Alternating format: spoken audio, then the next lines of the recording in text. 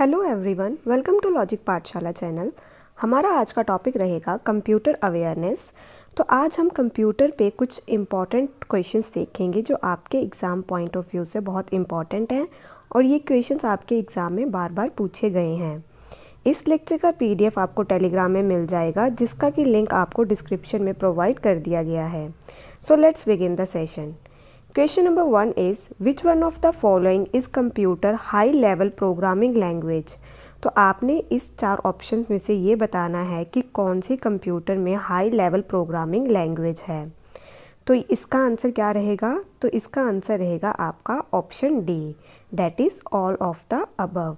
तो अगर हम बात करें कोबोल, पास्कल, बेसिक, तो ये सब की सब क्या है? आपकी हाई लेवल प्रोग्रामिंग लैंग्वेज। अगर हम प्रोग्रामिंग लैंग्वेज की बात करें तो देखिए, अब जो कंप्यूटर है, जब हम कंप्यूटर में इनपुट देते हैं तो वह किस फॉर्म में जाती है? वह आपकी जाती है बाइनरी फॉर्म में। और बाइनरी फॉर्म कौन सी होती है? आपकी 0 और 1 वाली फॉर्म। और जो हमें आउटपुट मिलती है वह किस फॉर्म में मिलती है? जिस फॉर्म में हमें रिक्वायरमेंट होती है उसकी। और अगर हम बात करें आपकी लैंग्वेज की, तो दो तरह की होती हैं प्रोग्रामिंग लैंग्वेज। एक होती है आपकी लो लेवल और एक होती है आपकी हाई लेवल। हाई लेवल में क्या रहेगा? इसमें आपको देखने को मिलेंगे इंग्लिश वर्ड्स, जैसे कि इसमें आपको मैथमेटिकल सिंबल्स भी देखने को मिलेंगे। और जो आपकी हाई लेवल प्रोग्रामिंग लैंग्वेज होती है, इसमें क्या रहता है कि जब इसे हम एग्जीक्यूट करते हैं कंप्यूटर में, तो इसे पहले कन्वर्ट किया जाता है किसमें? मशीन लैंग्वेज में। और इसकी एग्जांपल्स देखें तो कौन कौन सी है? COBOL, Pascal, Fortran, Java, Python, Visual Basic, C plus plus. तो ये सब आपकी क्या है? High level programming language. Now moving to second question. इसमें पूछा गया है कोबोल की फुल फॉर्म। तो कोबोल पहले आपकी क्या है? High level programming language. इसकी फुल फॉर्म क्या है? तो आपके पास ये चार ऑप्शंस हैं, आप इन्हें एक बार देख लीजिए। तो इसका आंसर रहेगा आपका option D, that is common business oriented language. तो इसका हम यूज़ करते हैं किस पर्पस के लिए? बिजनेस पर्पस के लिए इसे यूज़ किया जाता है। ठीक है, ये देखिए, COBOL stands for common business oriented language. It is first developed in 1960। किसके द्वारा किया गया था इसे डेवलप? कोडेजिल कमेटी के द्वारा। Conference on data system language इसकी फुल फॉर्म है। It is primarily designed for use in business-oriented applications. Question number 3 is third generation computers used. तो देखिए, जैसे हमारे पास अलग अलग जनरेशन के कंप्यूटर हैं, जैसे first generation, second generation, third generation, fourth generation and fifth generation जो अभी तक चल रही है। तो इसमें हम जो इलेक्ट्रॉनिक कंपोनेंट्स यूज़ करते हैं वह कौन से यूज़ करते हैं? जैसे फर्स्ट जनरेशन में हम करते थे वैक्यूम ट्यूब्स का यूज़। ठीक है, सेकेंड जनरेशन में हम देखते थे किसका? ट्रांजिस्टर्स का। थर्ड जनरेशन में हमने किसका यूज़ किया है? तो वे किया है इंटीग्रेटेड सर्किट्स का। ठीक है, और VLSI टेक्निक हमने यूज़ की है फोर्थ जनरेशन में। सो ये देखिए, ये है आपकी जनरेशन और इसकी ड्यूरेशन बताई गई है और कौन से कंपोनेंट्स यूज़ किए गए हैं। फर्स्ट जनरेशन रही है आपकी 1946 से 1954 तक। इसमें जो इलेक्ट्रॉनिक कंपोनेंट यूज़ किया जाता था कंप्यूटर में वे था वैक्यूम ट्यूब्स। सेकेंड जनरेशन में हम यूज़ करते थे ट्रांजिस्टर्स। इसका टाइम पीरियड रहा है 1955 से 1964। थर्ड जनरेशन में हमने यूज़ किया है IC, that is integrated circuits, और इसका टाइम रहा है 1964 से 1977 तक। फोर्थ जनरेशन में हमने यूज़ किया है VLSI और माइक्रो प्रोसेसर्स, और इसका टाइम पीरियड रहा है 1978 से प्रेजेंट तक। फिफ्थ जनरेशन की बात करें तो ये प्रेजेंट और फ्यूचर की बात करेगा, और इसमें जो कंपोनेंट्स यूज़ करते हैं हम इलेक्ट्रॉनिक्स वे है ULSI और बायो चिप्स। ठीक है। Question number 4 is which of the following is considered to be the first supercomputer developed in India? तो कौन सा पहला सुपर कंप्यूटर है जो डेवलप किया गया है इंडिया में? तो इंडिया का पहला सुपर कंप्यूटर है परम 8000। इसकी बात करें तो ये फर्स्ट सुपर कंप्यूटर रहा है इंडिया का। इसे डेवलप किया गया है CDEC के द्वारा पुणे में। किसकी लीडरशिप में इसे डेवलप किया गया है? विजय पी भटकर की। और अगर हम दूसरे सुपर कंप्यूटर्स की बात करें जो इंडिया में डेवलप किए गए हैं तो वे कौन कौन से हैं? परम, काब्रू, ब्लू जीन। ठीक है, और जो प्रत्यूष है ये इंडिया का फास्टेस्ट सुपर कंप्यूटर है। पेपर में अक्सर पूछा जाता है वर्ल्ड का पहला सुपर कंप्यूटर कौन सा है। तो अगर वर्ल्ड का पूछा जाएगा तो वे कौन सा है आपका CDC 6600। Now moving to next question, which of the following shortcut keys is use to end a PowerPoint presentation. तो कौन सी शॉर्टकट की यूज़ की जाती है। तो आपके पास ये 4 ऑप्शंस है, आप इन्हें एक बार देख लीजिए। तो इसका आंसर रहेगा आपका option C, that is escape. तो ESC क्या है आपका escape. Next question is integrated circuits belong to which of the following generation of computers. तो हमने ये अभी देखा है जो IC है ये कौन सी जनरेशन में यूज़ किए गए हैं। तो ये यूज़ किए गए हैं आपके 3rd जनरेशन में। जैसे फर्स्ट जनरेशन में वैक्यूम ट्यूब बेस्ड था, सेकंड में ट्रांजिस्टर बेस्ड, थर्ड में आपका इंटीग्रेटेड सर्किट बेस्ड था। Question number 7 is which of the following is not a search engine. तो इनमें से आपने बताना है कि कौन सा सर्च इंजन नहीं है। तो कौन सा नहीं है, तो वे है सफारी। ठीक है, तो इसका आंसर रहेगा आपका option D. Safari is a browser for iOS। तो देखिए जो सफारी है ये ब्राउज़र है और ये किस में देखने को मिलता है आपको आईफोन के अंदर। WebKit is the search engine used as a default search engine for Safari. और जो सफारी के लिए सर्च इंजन यूज़ किया जाता है वे है वेबकिट।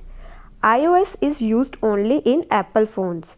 तो यहाँ पे जैसे कि मेंशन किया है Yahoo was founded by Jerry Yang David Filo, और ये बहुत बार पेपर में पूछा गया है। Ask was founded by David Warthen, Garrett Gruener. Bing is search engine operated under Microsoft। तो ये तीनों के तीनों आप याद रखें, ठीक है। Next question is web page are saved in which of the following format. तो देखिए जो वेब पेज है ये कौन से फॉर्मेट में सेव होता है। तो ये सेव होता है आपका HTML में। HTML क्या है, हाइपर टेक्स्ट मार्कअप लैंग्वेज। अक्सर इसकी फुल फॉर्म भी पेपर में पूछी जाती है। तो वे क्या है, hyper text markup language. Next one is which function key is used for opening help. तो कौन सी फंक्शन की यूज़ की जाती है। तो आपके पास ये 4 ऑप्शंस है, आप इन्हें एक बार देख लीजिए। तो इसका आंसर रहेगा आपका option A, that is F1। तो ये देखिए F2 को हम यूज़ करते हैं अगर हमने सिलेक्टेड फाइल और फोल्डर को रीनेम करना हो। F3 यूज़ किया जाता है to search for a file और फोल्डर। अगर किसी फाइल और फोल्डर को सर्च करना हो तो F3 यूज़ करते हैं। F4 का यूज़ किया जाता है क्लोज़ करने में जो एक्टिव विंडो चल रही हो, लेकिन इसके साथ आपको F4 प्लस ऑल्ट की प्रेस करनी पड़ती है। F5 यूज़ की जाती है रिफ़्रेश और रीलोड द करंट पेज। तो करंट पेज को रिफ़्रेश करने के लिए हम F5 का प्रयोग करते हैं। तो ये आपके सारी कीज़ हैं, आप इन्हें एक बार ज़रूर देख लें और ये पेपर में बहुत बार पूछी जाती हैं, ठीक है। Next one is USB pen drive is which type of storage device. तो देखिए आपने पेन ड्राइव बहुत बार देखी होगी, तो आपको ये बताना है कि ये कौन सी स्टोरेज डिवाइस है। तो स्टोरेज डिवाइस भी आपके पास जैसे प्राइमरी होती है, सेकेंडरी होती है, तो ये किस में आती है, तो ये रहेगी आपकी सेकेंडरी स्टोरेज डिवाइस। और जो USB की फुल फॉर्म क्या है, तो वे है यूनिवर्सल सीरियल बस। तो इसका आंसर रहेगा आपका ऑप्शन बी। तो ये देखिए USB की फुल फॉर्म यूनिवर्सल सीरियल बस। USB is a plug and play interface that allows a computer to communicate with external and other devices. The first commercial release of USB was in Jan 1996. तो इसका जो पहला commercial release हुआ था USB का, तो ये हुआ था 96 में। Next question is the standard internet protocol is. तो क्या है, तो इसका आंसर क्या रहेगा आपका option A, that is TCP/IP protocol. तो TCP/IP प्रोटोकॉल बेसिकली क्या है, TCP की फुल फॉर्म रहेगी आपकी ट्रांसमिशन कंट्रोल प्रोटोकॉल, IP रहेगा internet protocol. Now moving to next question, इसमें क्या पूछा गया है, who has developed the automatically programmable tool. तो ये किसके द्वारा डेवलप किया गया है, तो इसका आंसर रहेगा option D, that is Douglas T Ross. APT का रहेगा full form automatically program tool, develop किया गया है डॉगलस टी रॉस के द्वारा। Basically it is a language that defines the tool path with respect to the part geometry and often forms the basis for post-processor generated NC files. Next question is what is full form of PROM? तो PROM की full form क्या है? तो इसका answer रहेगा आपका option B, that is programmable read only memory. तो देखिए, जो रीड ओनली मेमोरी है, it is a type of memory that is used in electronics and computers, और ये एक आपकी नॉन वोलाटाइल मेमोरी होती है। नॉन वोलाटाइल मेमोरी कौन सी रहेगी? जो चेंज नहीं होती और जो आपकी परमानेंट रहती है। तो देखिए, जैसे कि इसमें बताया गया है, रोम की दो टाइप्स हैं। एक कौन कौन सी है? EEPROM, EPROM, और एक है आपका PROM। तो देखिए, प्रोग्रामेबल रीड ओनली मेमोरी को हम पढ़ चुके हैं, ये नॉन वोलाटाइल है। इसमें जो इन्फॉर्मेशन स्टोर रहेगी वो परमानेंट रहेगी और इसको हम चेंज नहीं कर सकते। और जो अदर टाइप्स हैं वे कौन सी हैं? इलेक्ट्रिकली इरेजेबल प्रोग्रामेबल रोम, इसको आप इलेक्ट्रिकली इरेज कर सकते हैं। और EPROM क्या है? इरेजेबल प्रोग्रामेबल रोम।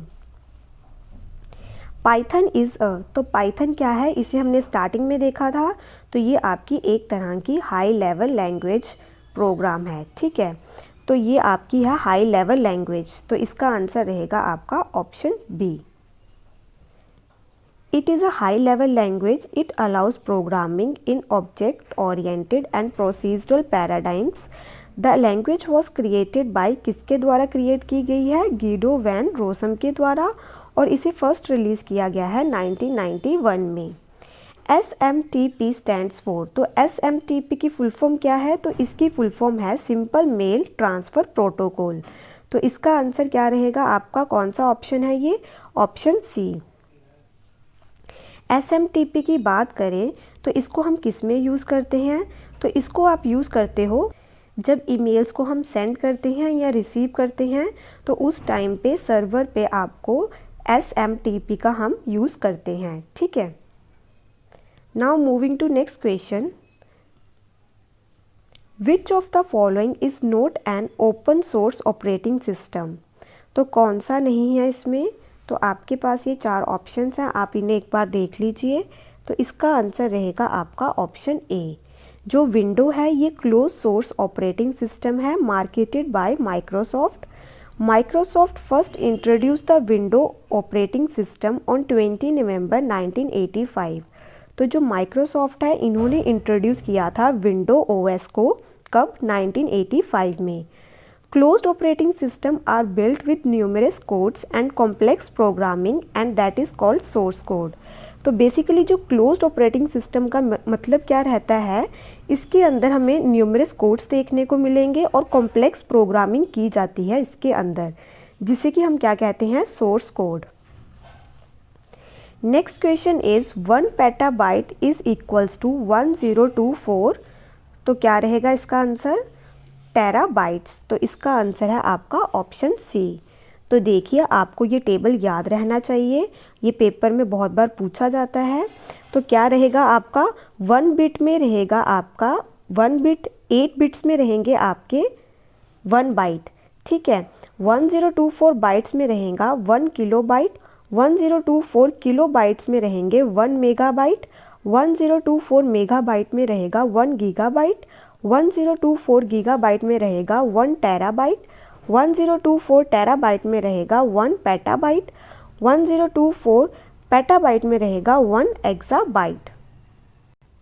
तो अगर आपको इसका सीक्वेंस याद रखना है तो आप कैसे याद रख सकते हैं? यहाँ से किलोमीटर K लेंगे, यहाँ से M, यहाँ से G, यहाँ से T। तो किलोमीटर हम किस पे चलते हैं? GT रोड पे।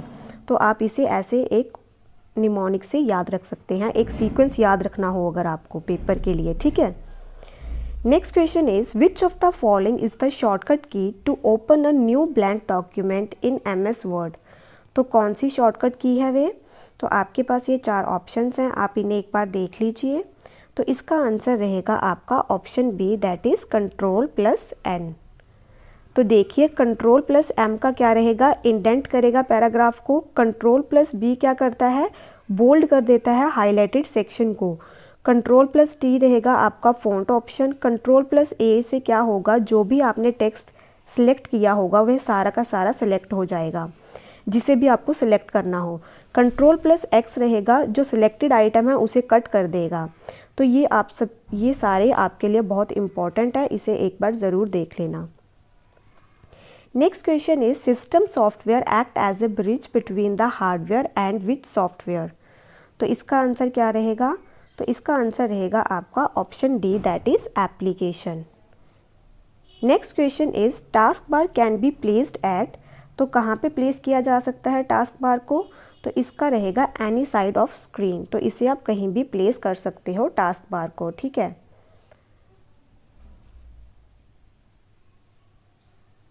Next question is what is the shortcut key to open the font dialog box in MS Word.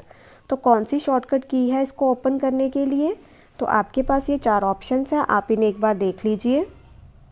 तो इसका आंसर रहेगा option B, that is Ctrl+T। Next question is in MS Word a character that is raised and is smaller above the base line is known as. तो उसे हम क्या कहते हैं? तो इसका आंसर रहेगा आपका option third, that is superscript. और ये एक पेपर में रिसेंटली पूछी भी गई थी, ठीक है। Next question is the valid format of MS word is. तो इसका वैलिड फॉर्मेट क्या है MS वर्ड का?